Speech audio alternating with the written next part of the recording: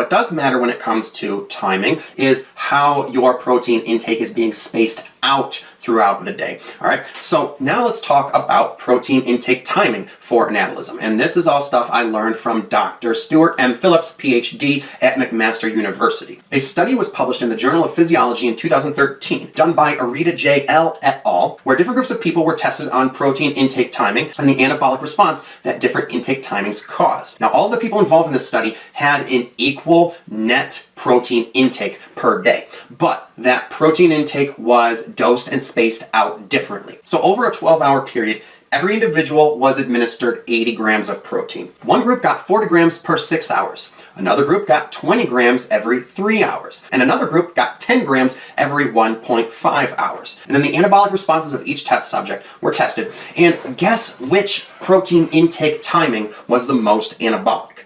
It was the 20 grams every 3 hours that gave the greatest anabolic response when compared with the less frequent doses of 40 grams every 6 hours and the smaller, more frequent doses of 10 grams every 1.5 hours. And this probably goes back to this little wiggly line here in that sometimes you do need to be catabolic in order for your anabolism to work properly. And so eating too frequently does not allow for you to be catabolic enough for your body to have the energy stores to be anabolic.